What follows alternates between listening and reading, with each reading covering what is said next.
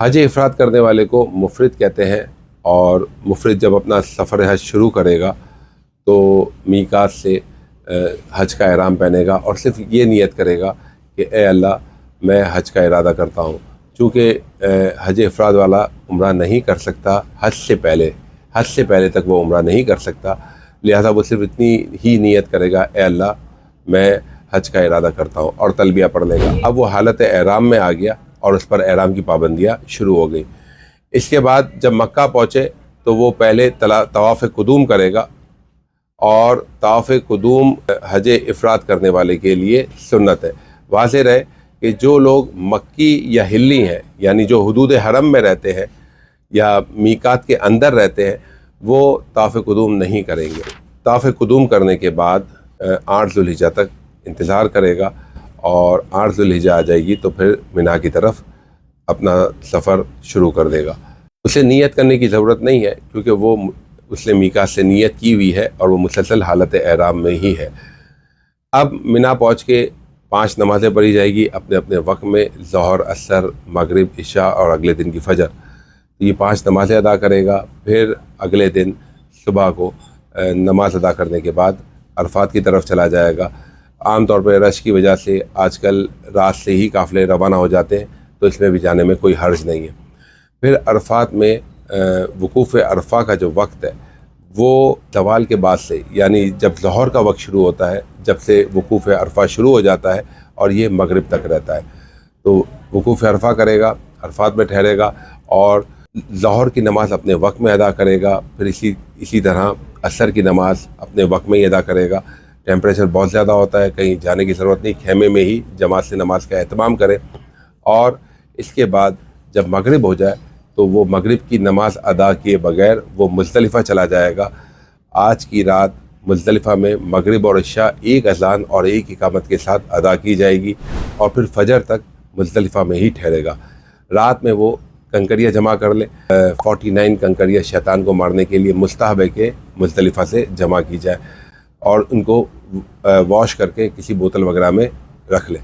فجر کی نماز ادا کر کے مینا چلا جائے گا، اور مینا میں آج صرف بڑے شیطان کو کنکری ماری جائے گی، 7 کنکریاں، اور ہر کنکری میں بسم اللہ اللہ اکبر کر کے کنکری پھینکے، 7 علیحدہ علیحدہ کنکریاں ماری جائے گی۔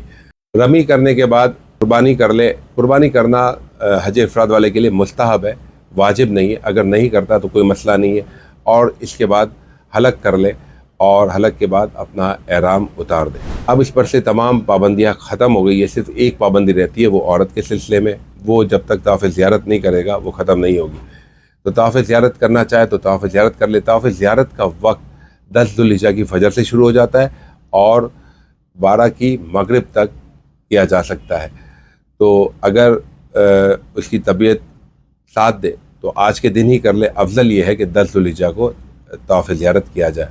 ضمناً رمی کا وقت بھی ذہن میں رکھیں کہ 10 ذوالحجہ کی رمی جو ہے وہ فجر سے شروع ہو جاتی ہے، اور اگلے دن کی فجر سے پہلے تک اس کا وقت رہتا ہے، اور 11 اور 12 کی رمی کا وقت زوال کے بعد سے، یعنی جب ظہر کا وقت شروع ہوتا ہے، جب سے رمی کا وقت شروع ہو جاتا ہے اور فجر تک رہتا ہے۔ تو اب چاہے تو طواف زیارت کر لے، اور اگر چاہے تو پھر 11 اور 12 کو بھی طواف زیارت کیا جا سکتا ہے۔ اس کے بعد اگلے دن 11 کی رمی کر لے۔ اگر طواف زیارت نہیں کیا تو آج ادا کر لے، اور 11 کی رمی میں تینوں شیطانوں کو کنکری ماری جائے گی۔ سب سے پہلے چھوٹے شیطان کو 7 کنکریاں ماری جائے گی، پھر درمیانے شیطان کو، اس کے بعد بڑے شیطان کو۔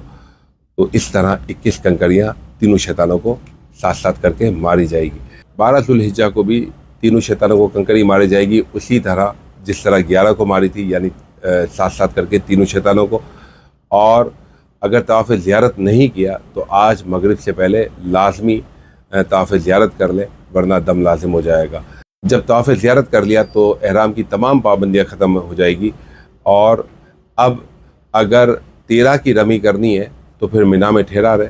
واضح رہے 13 کی رمی کرنا واجب نہیں ہے، اور اگر نہ کرنا چاہے تو پھر مغرب سے پہلے مینا کو چھوڑ دے۔ واضح رہے کہ جس نے 13 کی فجر مینا میں گزار لی تو اس پر 13 کی رمی کرنا واجب ہو جاتا ہے۔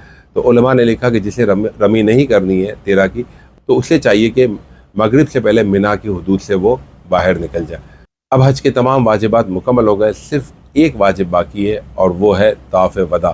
اور طواف وداع کا وقت طواف زیارت کے فوراً بعد شروع ہو جاتا ہے. اگر کوئی شخص فوراً کرنا چاہے تو بھی کر سکتا ہے، اور افضل اور اعلیٰ یہ ہے کہ جب مکہ چھوڑ کے اپنے وطن جا رہا ہو یا مدینے جا رہا ہو تو اس وقت طواف وداع کر لیا جائے. تو یہ عام کپڑوں میں ہوتا ہے اور اس میں صحیح وغیرہ نہیں ہوتی. تو جب طواف وداع کر لیا تو حج کے تمام واجبات مکمل ہو گئے.